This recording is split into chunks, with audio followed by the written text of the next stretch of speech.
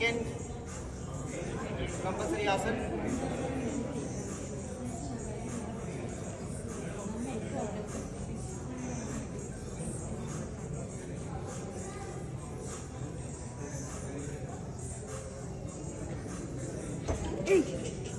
Hi Ram.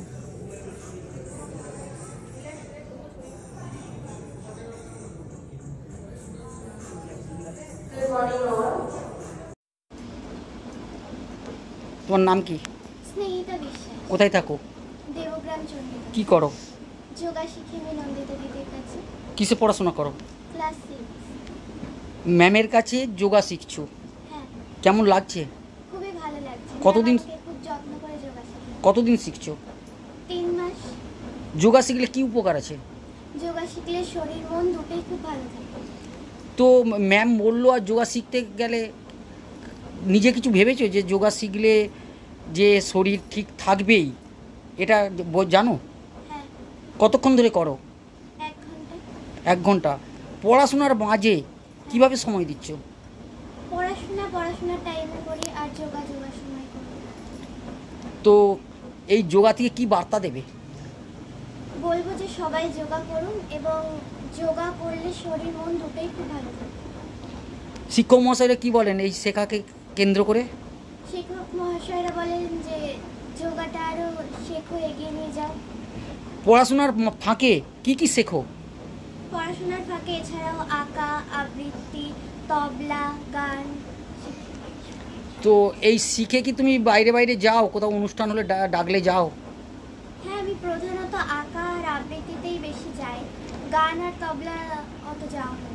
আগামী দিনে ইচ্ছে আছে মায়ের হাত ধরে গ্রাম থেকে শহর থেকে পাড়ি দিতে আরও অন্য জায়গায়, হ্যাঁ। যদি মা বাবারা সহযোগিতা করেন, তাই তো? হ্যাঁ। তো মা কেমন করে শিখতে গেলে? মা সহযোগিতা করে, আর না পারলেই বকে, তাই তো? একটু। হ্যাঁ, না প্র্যাকটিস করলে তো বকবেই, কারণ তোমার সাথে যদি সহযোগিতা করে, তোমার দিকে যদি নজর দেয়, যদি তুমি সেটা না মনোযোগ দিয়ে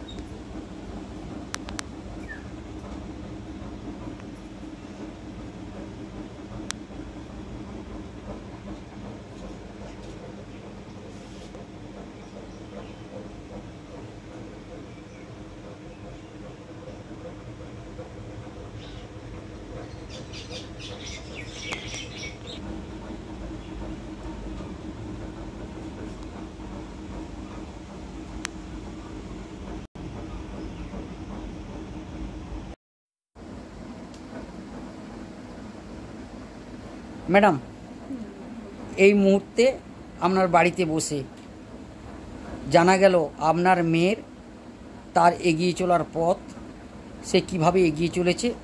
আর আরেকটা সবচাইতে বড় কথা, যেটা সে বারবার বলে চলেছে, যে শিক্ষক মহাশয় থেকে মা বাবা না থাকলে আমি যতই যোগা শিখি না কেন সেই জায়গায় পৌঁছাতে পারতাম না। এখান থেকে কি বলতে চাইছেন? আমি বলবো সবার আগে ওর বাবার কথা বলবো।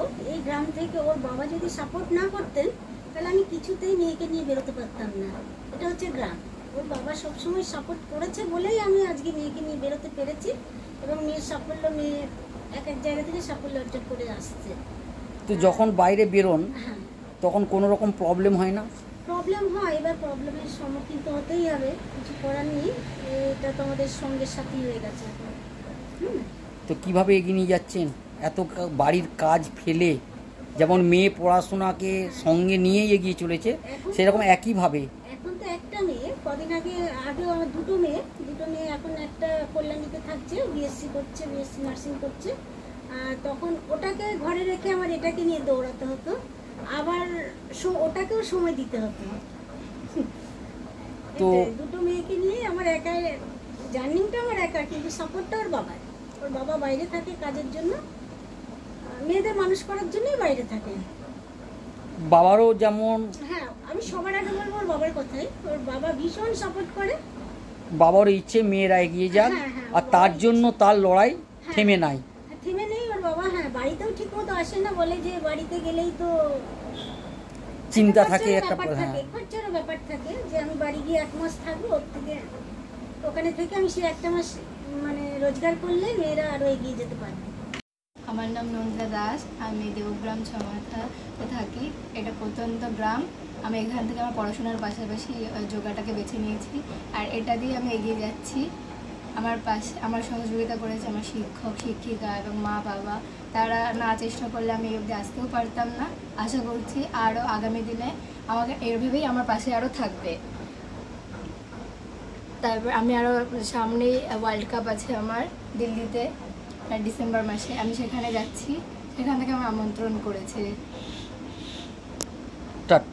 আমি বেশ কিছু সম্মানিত হয়েছি, যেমন দীঘাতে গেছিলাম, আমি দীঘাতে গিয়েও আমি পুরস্কার পেয়েছি। তারপরে ডিস্ট্রিক্ট আমি বেশ কিছু সম্মানিত হয়েছি, যেমন পূর্ব মেদিনীপুর দীঘাতে 12ই অক্টোবর একটা কম্পিটিশান হয়েছিল ইয়োগার। সেখানে আমি আনুমানিক 50 জন ক্যান্ডিডেটকে হারিয়ে আমি 3য় স্থান অধিকার করেছি। তারপরে আমার আরও সফলতা আছে, যেমন দার্জিলিংয়ে গেছিলাম। দার্জিলিংয়ে আমি 2টো ইভেন্টে ছিল ইয়োগা, তো 2টোতেই আমি ফার্স্ট হয়েছি। তারপরে মালয়েশিয়াতে ছিল, মালয়েশিয়াতে আমি 2টো ইভেন্টে ফার্স্ট হয়েছি এবং চ্যাম্পিয়ন হয়েছি। আবার সামনে ওয়ার্ল্ড কাপ আছে আমার দিল্লিতে, ওখানেও যাচ্ছি।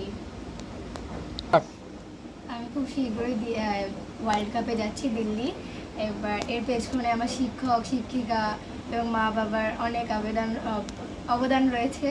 তো আমি আশা করছি এভাবেই আমার পাশে থাকবে এবং আমি যেন ওখানে থেকে খালি হাতে না ফিরি, আমি যেন কিছু নিয়েই ফিরতে পারি। এবং আমার পেছনে রয়েছে Manas Mukherjee sir, Pradeep Buria sir, Amit sir, Suresh sir এবং জ্যোতি ম্যাম। আর এর প্রাইজগুলো নিয়ে আসার পরে সব থেকে খুশি হয় আমার মা বাবা এবং কাকু, দাদা এবং দাদু, ঠাকুমা, পিসি। আমি ধন্যবাদ জানাচ্ছি সবাইকে। আমার না পাকা হচ্ছে, একটু দাঁড়ানো, পাশে না থাকলে আমি